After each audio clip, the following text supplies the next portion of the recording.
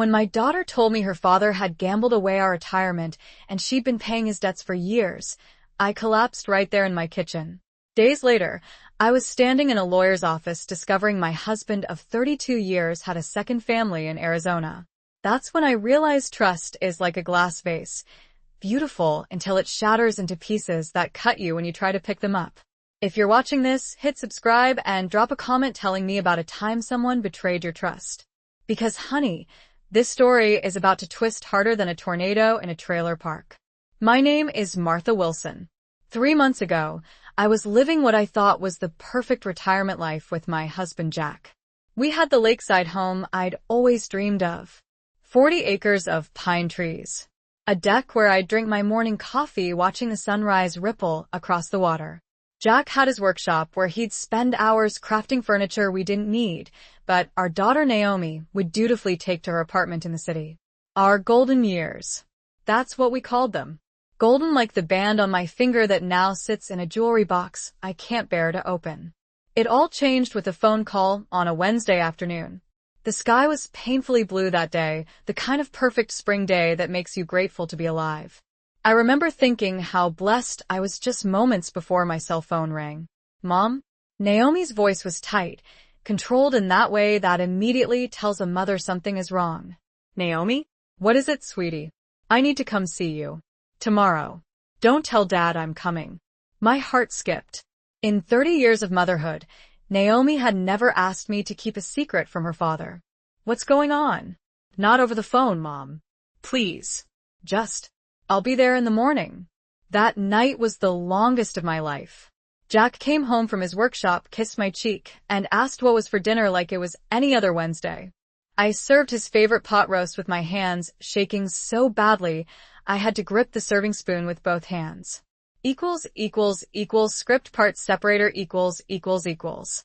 I watched him eat, wondering what secrets lived behind those familiar blue eyes.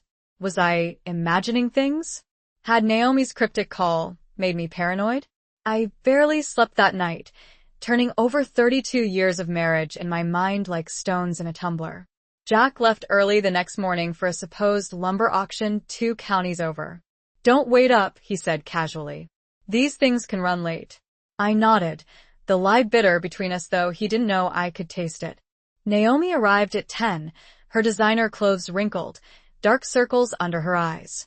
She hadn't slept either. Sit down, Mom, she said, placing her handbag on the kitchen counter. That beautiful leather bag I'd admired last Christmas. How did you afford that on your assistant designer salary? I'd asked. Just good budgeting, she'd replied with a smile that now seemed brittle in my memory. You're scaring me, I said, lowering myself into a chair. Dad's in trouble.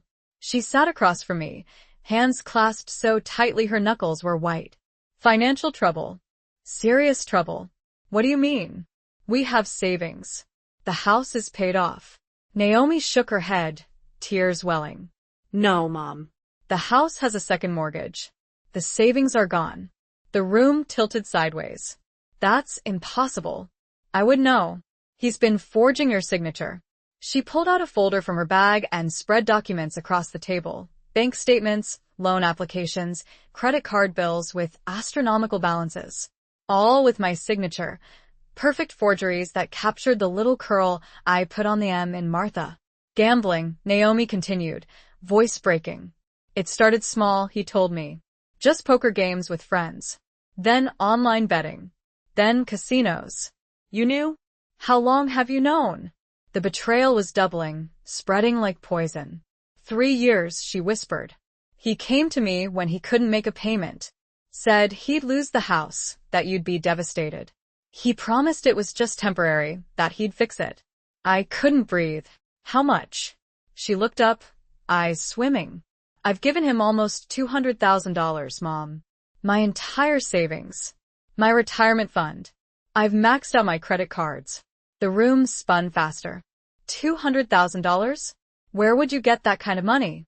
Her face crumpled. That's not even the worst part. Script part separator equals. The worst part? I couldn't imagine what could be worse than my husband gambling away our future and my daughter sacrificing her own to cover his addiction. Naomi took a deep breath. Dad's been borrowing from people. Bad people. She pulled out her phone, showed me texts with threats so vicious my stomach turned. They've been coming to my apartment, Mom. Watching me. Last week, a man followed me from work and said if Dad didn't pay by the end of the month, they'd start collecting for me instead. My hands went numb. I knocked over my coffee mug, barely registering the hot liquid spreading across the table and dripping onto my lap.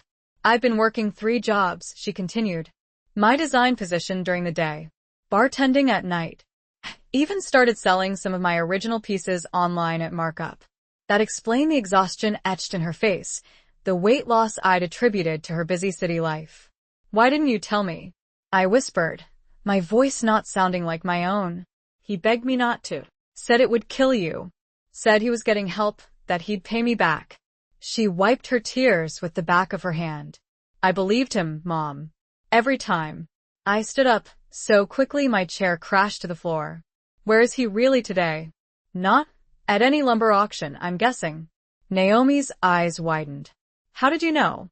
A wife knows when her husband is lying, I said bitterly. After 32 years, you learn to read the signs. I just chose to ignore them. I grabbed my purse and car keys. What are you doing? Naomi asked, alarmed. Finding your father. My hands were shaking so badly, I could barely get the key in the ignition. I called Jack's phone. Straight to voicemail. I tried his friend Bill.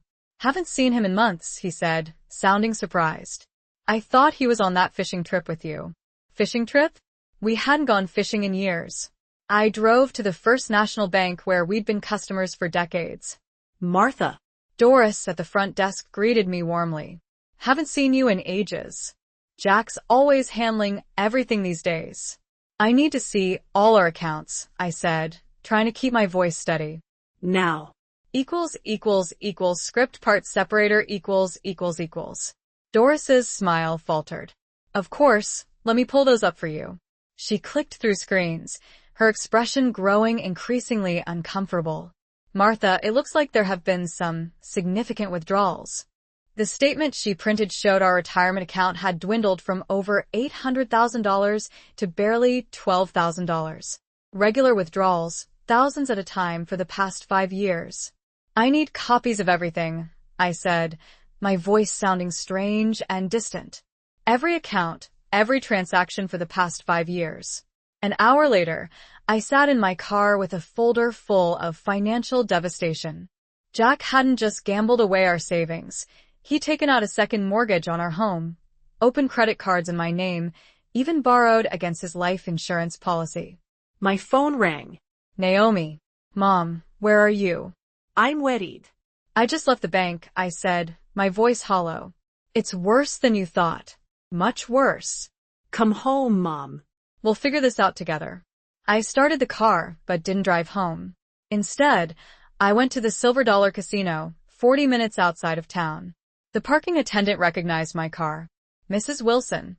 Haven't seen you in a while. Mr. Wilson's not here today. My stomach dropped. He comes here often? 4-5 times a week, he said with a friendly smile. One of our regulars. Inside, the casino manager knew Jack by name. So did the bartender. And the loan officer who worked in the small office near the high-stakes poker room. Your husband's in a bit deep, ma'am, he said, not meeting my eyes. We've been patient, but our patience has limits. How deep?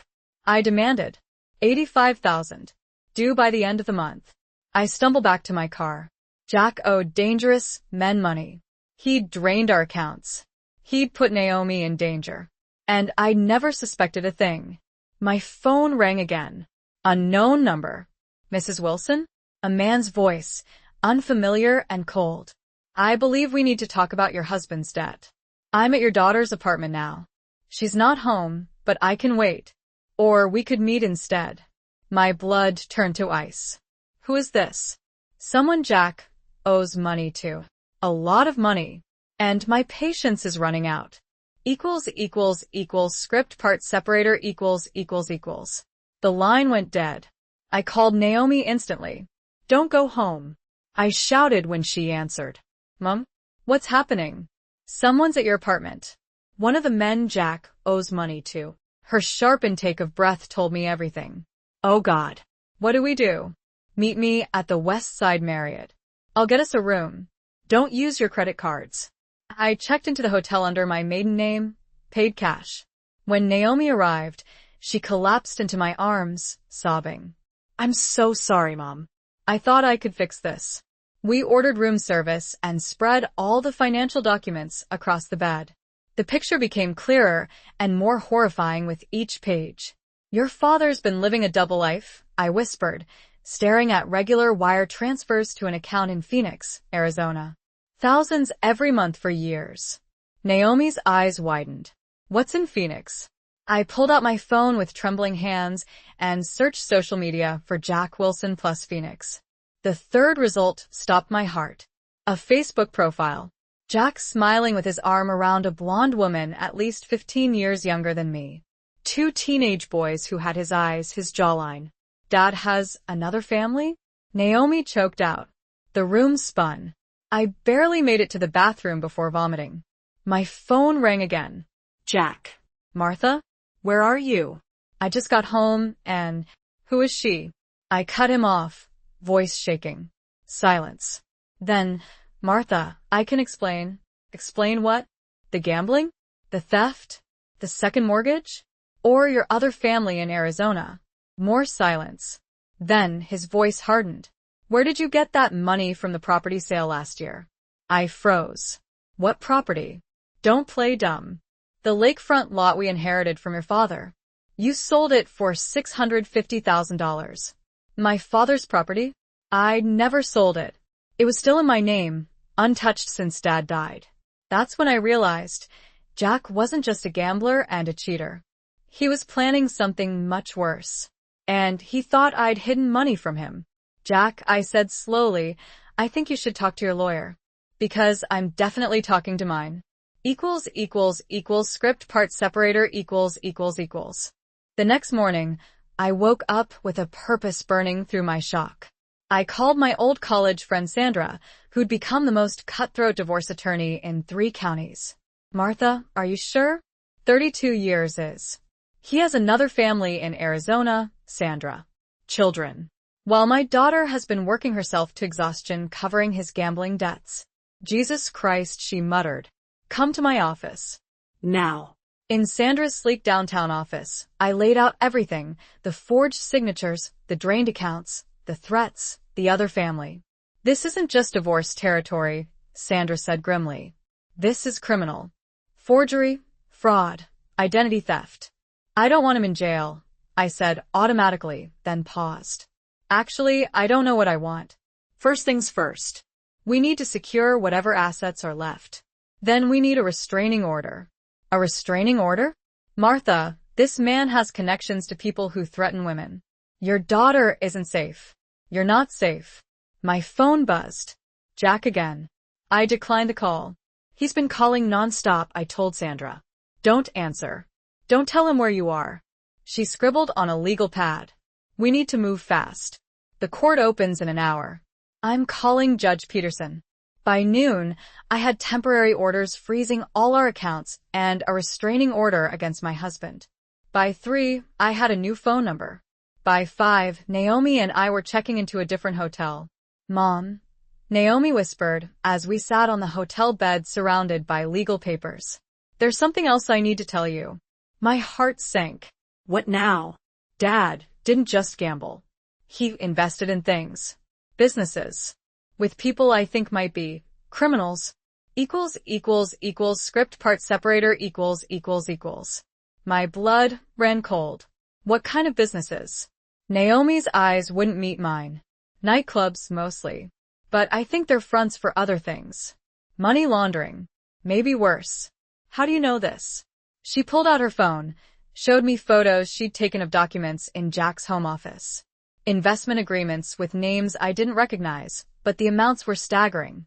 Hundreds of thousands of dollars. I thought he was just trying to win back what he lost gambling, she explained. But last month I overheard him on the phone talking about a shipment coming and that would solve all his problems. That's when I got scared, Mom. Really scared. A loud knock at our hotel room door made us both jump. Housekeeping. A voice called. We don't need service. I called back, heart racing. The knocking continued. Mrs. Wilson? I know you're in there. Not housekeeping. I grabbed Naomi's arm, pulling her toward the bathroom. Call 911, I whispered. The door burst open. A man in an expensive suit stood there, flanked by two larger men with expressionless faces. Ladies, he said smoothly. I'm Vincent Carrera. I believe your husband, Jack, is a business associate of mine. We have some financial matters to discuss. I stepped in front of Naomi. I have a restraining order against Jack. You need to leave. Vincent smiled, but it didn't reach his eyes. This isn't about your marital problems, Mrs. Wilson. This is about the $2 million your husband owes my organization. $2 million? I swayed on my feet. That's impossible. Oh, it's very possible. Vincent stepped into the room, uninvited. Jack has been borrowing from Peter to pay Paul for years. Unfortunately for him, I'm Paul. And I'm done waiting. My phone buzzed in my pocket. Sandra, my lawyer. I needed to answer, but couldn't. Please, I said, trying to keep my voice steady. I just found out about all this yesterday. I don't have his money. Vincent studied me, head tilted. Perhaps not. But you have something Jack wants very badly. Something he's been looking for. Script part separator equals. The property deed, Vincent said, eyes cold. The lakefront land your father left you. Jack's been telling everyone you sold it and hid the money. My mind raced. The deed was in my safe deposit box, untouched for years. Jack had asked about selling it multiple times, but I'd refused. It was the last piece of my father I had left. I never sold that property, I said. The deed is, I caught myself. I wasn't about to tell this man where to find my last remaining asset. Vincent's smile tightened. Your husband has 48 hours to settle his debt, or we'll start collecting collateral. He looked at Naomi. Nice earrings. Family heirlooms?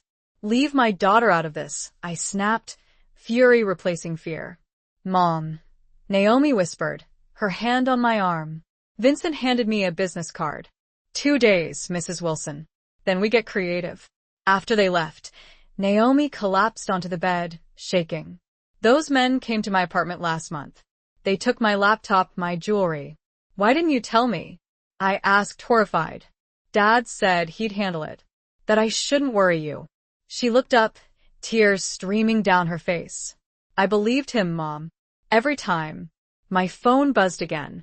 Sandra. Martha? Where are you? Jack's lawyer just called. They want an emergency hearing tomorrow morning. Jack's claiming you embezzled family funds. I laughed bitterly. He's saying I stole money? It gets worse. He's filed a police report claiming you forged his signature on loan documents. He's trying to frame you, Martha. Script part separator equals. The courtroom was packed the next morning. Jack sat with his lawyer, a slick-haired man in a suit that probably cost more than my car. He wouldn't look at me. I haven't seen my husband since I discovered his betrayal, I whispered to Sandra. Better that way, she replied, arranging papers. We're requesting financial discovery. Every account, every transaction. The judge entered, a stern woman with silver-rimmed glasses. All rise. What happened next was a blur of legal terminology and accusations. Jack's lawyer painted me as a vindictive wife hiding assets during a midlife crisis. Said I'd sold my father's property and concealed the funds. Your Honor, Sandra countered. Mrs. Wilson has bank statements showing her husband's systematic theft of their retirement funds. She has evidence of forgery, fraud, and identity theft. Meanwhile, Mr. Wilson has a second family in Arizona and connections to organized crime figures who are threatening his daughter. The courtroom erupted. The judge banged her gavel. Order. I looked at Jack, finally meeting his eyes. The stranger, who'd slept beside me for 32 years. He looked away first. I have a forensic accountant ready to testify, Sandra continued, and evidence that Mr. Wilson has been laundering money through fraudulent businesses. Jack's lawyer jumped up. Your Honor, these are unfounded allegations. The judge peered over her glasses. I'm ordering a complete financial discovery from both parties. All accounts, all transactions for the past 7 years. And, Mr. Wilson, I'm extending the restraining order. If these allegations about criminal threats have merit, I'll refer this case to the district attorney. Outside the courtroom, I leaned against the wall, exhausted. We've got him on the defensive, Sandra said. But, Martha, those men who threatened you, we need police protection. My phone rang. Unknown number. I answered, expecting Vincent's threats. Instead, a woman's voice. Is this Martha Wilson? Yes. Who is this? My name is Diane. I think I'm married to your husband. Script part separator ===. I nearly dropped my phone. Diane, the blonde woman from the Facebook photos. I found your name on some papers in Jack's office, she continued. I've been suspicious for months. He's been acting strange, gone for weeks at a time on business trips. Then yesterday, men came to my house looking for him. Sandra was watching me with raised eyebrows. I put the phone on speaker. You're really married to him? I asked, my voice barely a whisper. 15 years in August, she replied. We have twin boys. They're 14. 15 years. While Jack and I were celebrating our 17th anniversary, he was marrying another woman. He told me he was a widower, Diane continued. Said his first wife died of cancer. The cruelty of it stole my breath. He'd killed me off in his other life. These men who came to your house, Sandra interjected. What did they want? They said Jack owed them money. A lot of money. They started taking things, my jewelry, electronics. Said they'd be back for more if Jack didn't pay. My mind raced. Diane, Jack doesn't have the money. He's gambled everything away. Our savings, our retirement, even our house. A sharp intake of breath. Our house too. I just found out there's a third mortgage. We need to meet, I said decisively. All of us. Martha, Sandra warned. No, it's time. Jack has played us all against each other long enough. I turned back to the phone. Diane, can you come to Louisville? Bring any financial documents you can find. I'll be there tomorrow, she said. And Martha? I'm bringing the boys. They deserve to know the truth about their father. After hanging up, Sandra grabbed my arm. Are you sure about this? Meeting his other family? I'm done hiding, I said. If Jack wants a war, he's got one. But first, we need to get that property deed for my safe deposit box. It's the only asset he hasn't managed to steal yet. Script part separator ===. At the bank, the manager's face was grave. I'm sorry, Mrs. Wilson, but your safe deposit box was accessed yesterday. That's impossible, I gasped. I have the only key. He slid a signature card across the desk. Your husband presented proper identification and this authorization form with your signature. Another forgery. Jack had beaten me to it. Was anything removed? My voice trembled. The manager shifted uncomfortably. We don't inventory the contents. But Mr. Wilson did leave with documents. The property deed. My last asset. Gone. I called Sandra immediately. He got to the safe deposit box. The property deed is gone. That son of a... She stopped herself. We need to move fast. I'm filing emergency motions to prevent any property transfer. But we were too late. By the time I returned to the hotel, Naomi was waiting with devastating news. Dad's selling Grandpa's land, she said, showing me her phone. It's already listed online. Closing scheduled for tomorrow morning. The listing showed my beautiful lakefront property priced well below market value. $400,000 for land worth at least $800,000. A fire sale. He's desperate, Sandra said when I called her. Trying to get cash fast to pay off these criminals. Can we stop it? I've filed the emergency motion, but the judge is in conference until tomorrow afternoon. Tomorrow afternoon would be too late. I paced the hotel room, panic rising. Jack was about to steal my inheritance and use it to pay off criminals who would still come after Naomi and me when the money ran out. My phone rang. Vincent Carrera. Mrs. Wilson. His smooth voice oozed through the speaker. I understand your husband is liquidating assets. How convenient. I have nothing to do with that sale, I snapped. Perhaps. But I thought you should know the buyers. They work for me. Jack is selling your property to my company at half its value to cover his debts. I almost dropped the phone. That's fraud. Vincent chuckled. It's business. And Mrs. Wilson? Once this transaction clears, your husband's debt slate is wiped clean. But if anything interferes with the sale, well, I'll need to find alternative forms of payment. I believe your daughter has a promising career. It would be a shame if something happened to her talented hands. The line went dead. Script part separator equals. I sank onto the bed, my mind racing. They were going to hurt Naomi if I stopped the sale, but if I let it go through, we'd lose everything. Mom? Naomi's voice broke through my panic. What did he say? I told her about Vincent's threat. We need to go to the police, she insisted. And tell them what? That my husband, who I didn't know was a criminal until 3 days ago, is selling property he forged documents to steal? That we're being threatened by loan sharks we can't prove exist? I shook my head. We need evidence. That's when I remembered. The thumb drive. Years ago, I'd caught Jack hiding financial documents and made copies of everything, storing them on a drive I'd hidden in my sewing kit. I'd forgotten all about it until now. Naomi, call Sandra. I think I know how we can stop the sale. 2 hours later, we were in Sandra's office with Diane and her twin boys. The resemblance to Jack was unmistakable, his eyes, his chin, even the way they tilted their heads when listening. Diane looked shell-shocked. I can't believe I never suspected. Jack's good at hiding things, I said, unpacking my sewing kit and retrieving the thumb drive from a hidden compartment in the base. But not good enough. Sandra plugged in the drive. 5 years of financial records appeared, transfers to offshore accounts, forged loan applications, even emails discussing money laundering through nightclubs. This is, Sandra whispered, scrolling through documents. This is criminal conspiracy, money laundering, tax evasion. Can it stop the property sale? I asked. Better. Sandra reached for her phone. It can put Jack and his partners in prison. I'm calling my contact at the FBI. Diane's boys watched silently, their young faces hardening as they learned who their father really was. What about Vincent? Naomi asked. If we stop this, he'll come after us. Sandra looked up from her phone. Not if we give the FBI everything. Vincent Carrera has been on their watch list for years. Your evidence could be what they need to bring down his entire organization.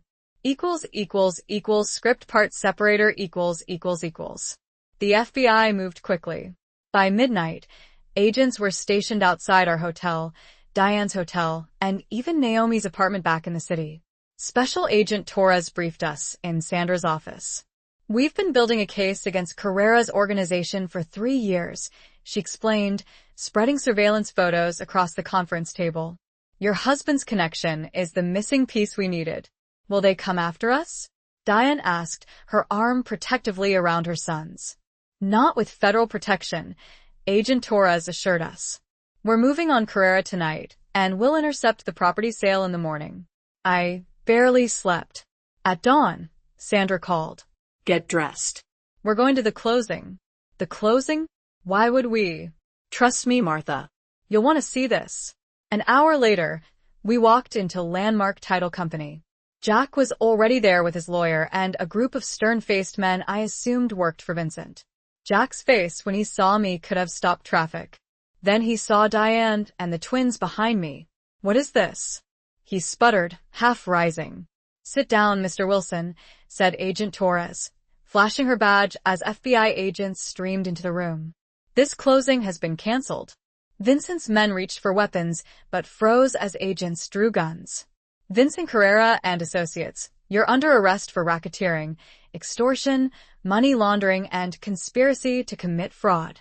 Jack lunged for the door, but was tackled by an agent. Jack Wilson, you're under arrest for fraud, forgery, money laundering, and criminal conspiracy. As they handcuffed him, Jack locked eyes with me. Martha, you don't understand. I did it for us. No, interrupta coldly. You did it for yourself. Always for yourself. As they led Jack away, one of the twins, Alex or Aaron, I couldn't tell them apart yet, stepped forward. Dad, he called out, voice breaking. Was any of it real? Did you ever really love us? Jack looked back, his face crumpling for the first time. But before he could answer, the agents ushered him out. In the silence that followed, Diane reached for my hand. What happens now? Now, Sandra said, gathering her papers, we start rebuilding. The next 3 months were a whirlwind. Jack's trial made national headlines. Double-life dad. Husband's web of deceit spans 2 families and millions in fraud. Vincent Carrera and his organization went down too, their criminal empire dismantled piece by piece. I testified against my husband in a packed courtroom, my voice steady as I detailed 32 years of lies. Naomi sat in the front row, holding hands with both Diane and one of the twins. Somehow, in the wreckage of our shared betrayal, we'd formed a strange new family. Jack got 15 years. The judge was particularly harsh about the threats against Naomi. Using your own daughter as collateral, he'd said during sentencing, reveals a moral bankruptcy that this court finds particularly disturbing. My father's property was returned to me. I sold it, legitimately this time, and split the proceeds with Diane and the boys. Naomi quit her extra jobs and focused on her design career, which blossomed once she wasn't carrying the weight of her father's secrets. Yesterday, I moved into my new apartment. It's small but overlooks a park. No lake view, but no memories either. As I unpacked my sewing kit, I found an old photo of Jack and me on our wedding day, tucked into the lining. I studied his young face, wondering if the man I'd loved had ever really existed, or if he'd always been a fiction, a character Jack had created to hide the con man underneath. I didn't tear up the photo. Instead, I placed it in a box with the divorce papers, Jack's letters from prison that I never answered, and the twins' graduation announcements they'd kindly included me in. Some betrayals can't be forgiven. But I'm learning that moving forward doesn't require forgetting. It just means refusing to let the past determine your future. And my future? It's finally, truly mine.